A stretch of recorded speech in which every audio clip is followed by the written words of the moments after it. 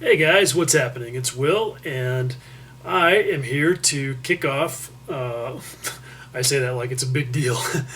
I'm here to begin my next series of videos, which that's going to be part of the project in and of itself, is to make it a series.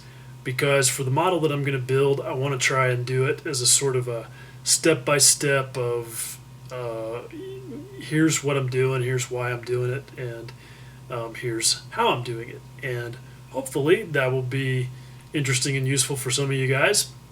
I'm sure it'll be a lot of old tricks for old dogs, but hey, there's lots of guys out there who are just getting into this, and hopefully I can help them make their life at the workbench a little bit less stressful and a lot more fun. So that's what I'm going to do. The project itself is going to be another one of my historical model making adventures.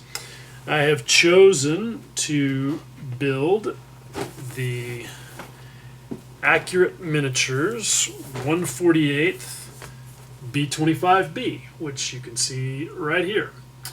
It's a pretty good sized kit. It's about 200 parts as I understand it. And this may be an adventure. I was reading online where one guy said that in 35 years of modeling and being a professional and winning national contests and the like, that it was the most difficult kit that he had ever built. So we'll see. I've also heard people say that it's a really good kit. So I don't know. We're going to find out. One thing that I'm going to be doing along the way as well is, because I'm building I'm building it as a Doolittle Raider, and I'm building Jimmy Doolittle's version in particular.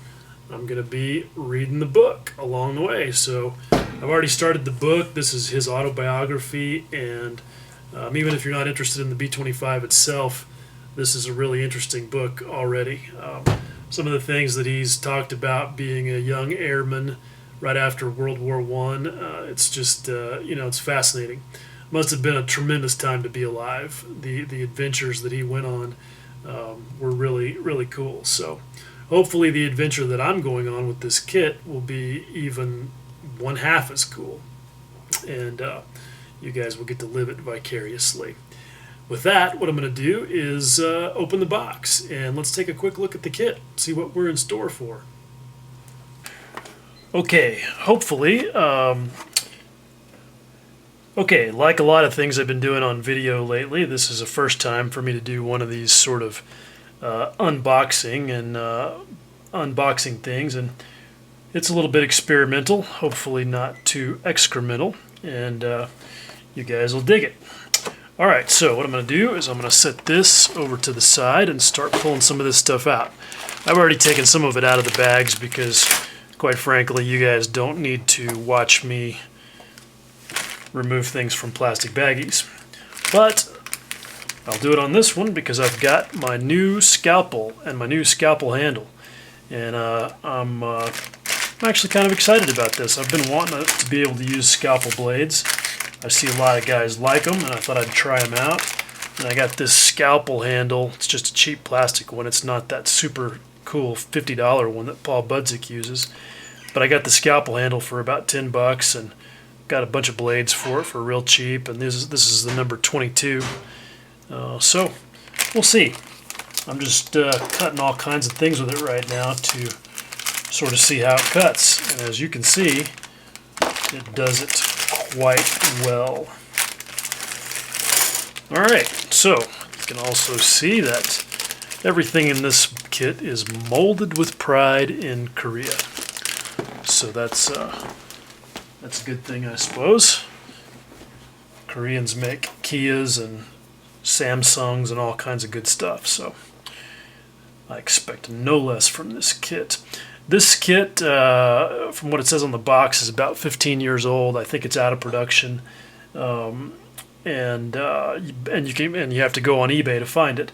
I paid about $40 for this one, which I don't think is too bad for what it appears I've gotten.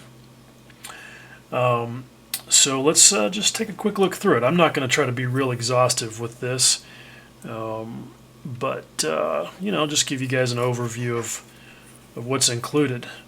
So we've got a couple of sprues here that are almost identical, because you've got a left and a right engine set up for each one, and some bomb bay parts, and so far that all looks pretty good.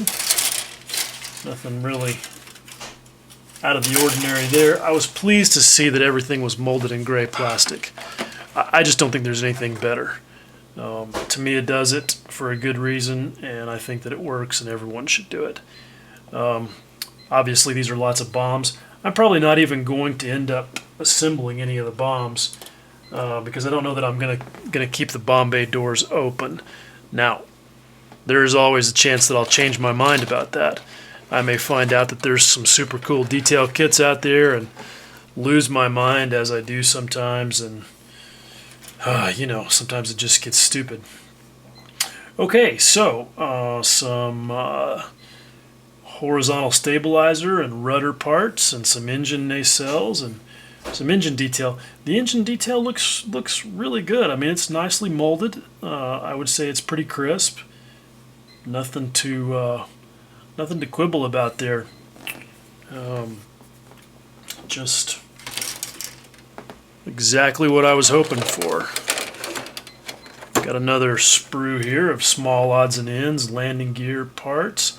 You know, one thing that I look at to kind of give me an idea of the quality of the kit and the tooling is I try to look at the at cylindrical parts that are going to have the parting line running down the middle of them, and see if there's, you know, misalignments, see if there's a lot of flash, see if that parting line witness is real obvious, because, you know, that's something that you're going to have to clean off if you're particular, and I am. So hopefully this will show up pretty well. If you look right here, you can see that those parting line witnesses are not too bad.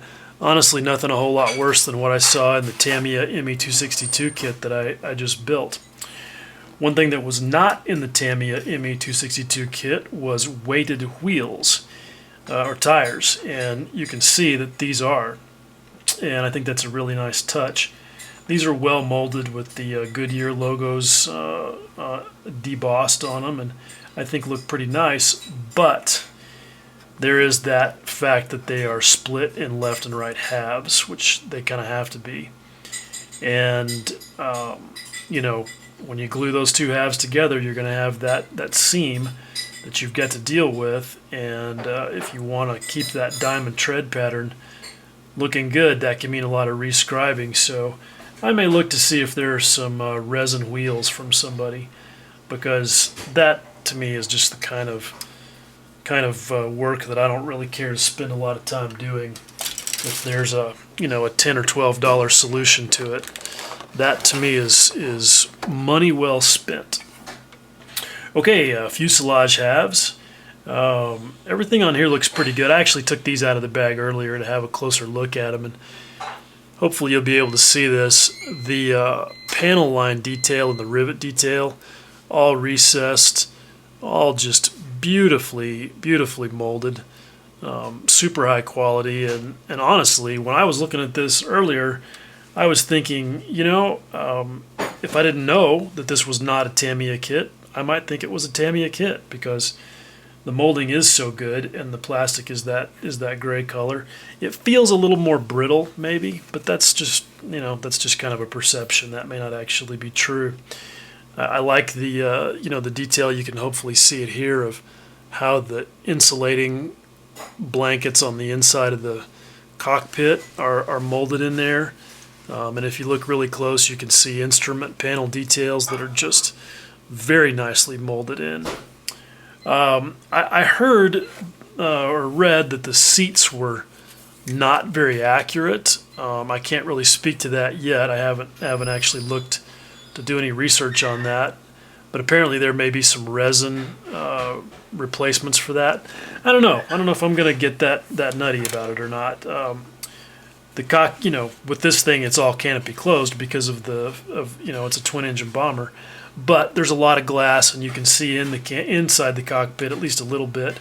And I'm already thinking that I'm going to get some aftermarket or get some seat belts. There are no seat belts at all, so probably going to look for some photo etch seat belts for it. I don't think I'll go HGW on this one, even though I love the micro textile seat belts. I think they're going to just be a little too small to really be effective, and it's hard enough to thread the buckles on those things at 1/32 scale. So, but again, the interior of this thing is just really beautifully detailed. I don't know that I'm going to do a whole lot more than just shoot a coat of paint on it, because again, it's just not going to show, and I don't know that I'm going to leave the Bombay open even. So it's only going to be whatever you can see through, like the waist gunner's window, and that's about it.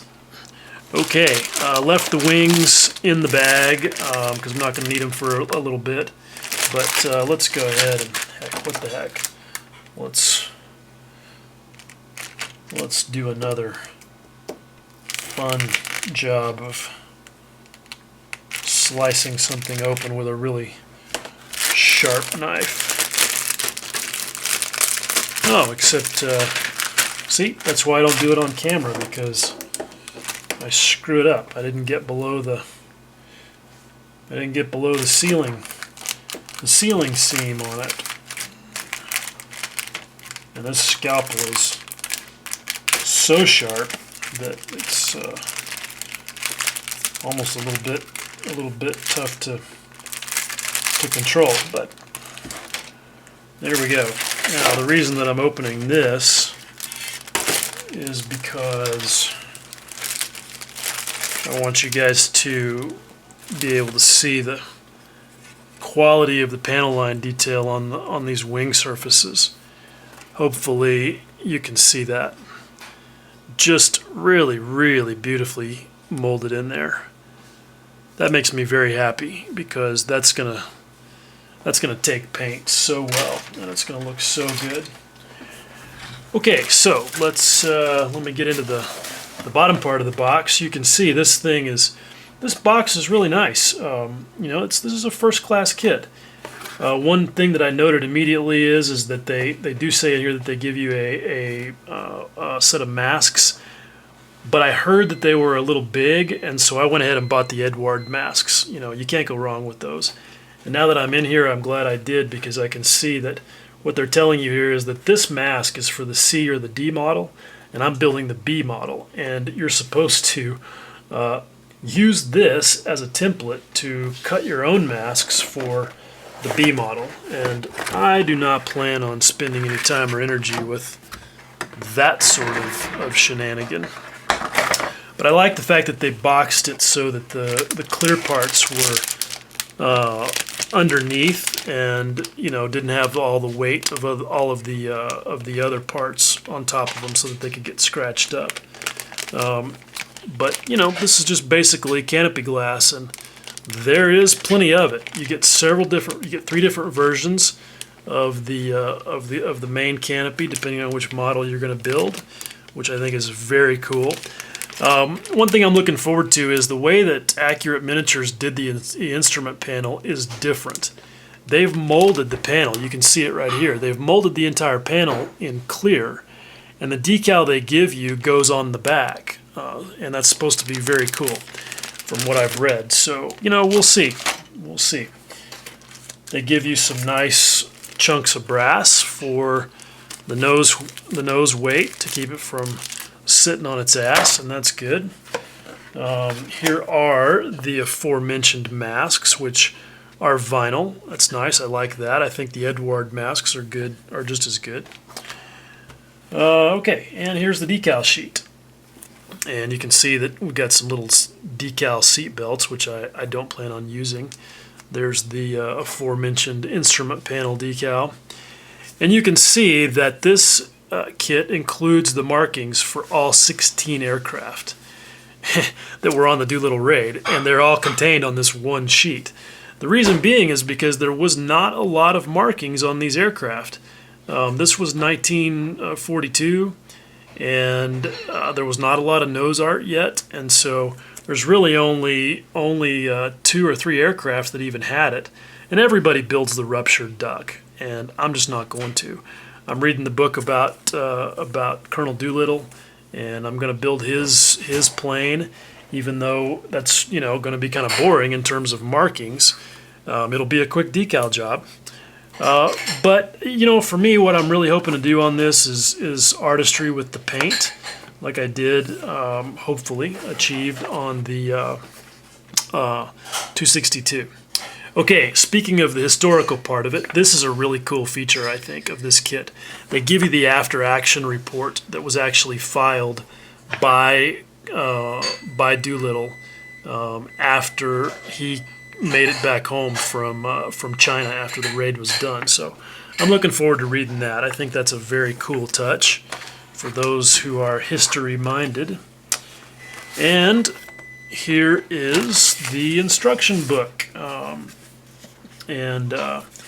This thing is pretty cool. I've already seen online that this is pretty cool.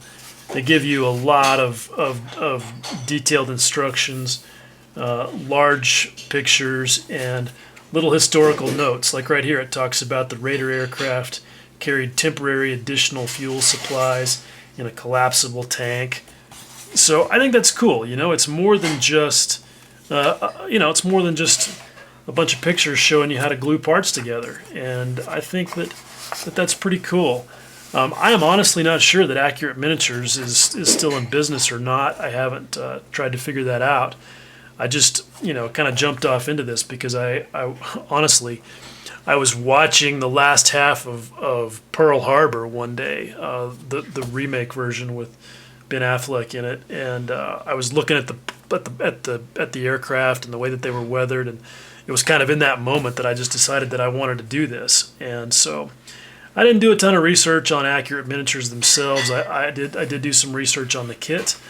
I found out that this is the gold standard of B-25 kits in 1/48th, and so I just went for it. And so, you know, here we go. It's gonna be an adventure. I'm pretty excited about it. So, all right, with that, that's just your basic instruction manual. I think it's kind of cool, even though it is so detailed. It's got a little bit of that homegrown touch to it because it's basically just a stack of Xerox copies, 8.5 by 11 Xerox copies stapled together. So it's kind of got that down home, made in America touch, and in fact it is. It is an American kit. So lots of things to be excited about with this project.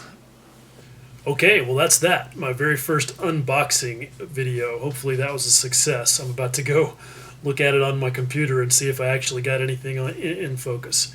But I hope that you guys are as intrigued as I am by this project. This is kind of a fun moment for me because I just finished the ME262. And I worked on that for just about a month. And then I put in a solid week of finishing up the Revell Piper Super Cub that I'd been wrestling with for 6 months. And so I have a 100% clean workbench, and just feels like a nice, fresh, fun start. So I'm excited about it, and hopefully you guys will find it interesting, and you will stay tuned. All right? Thanks for watching. Much love.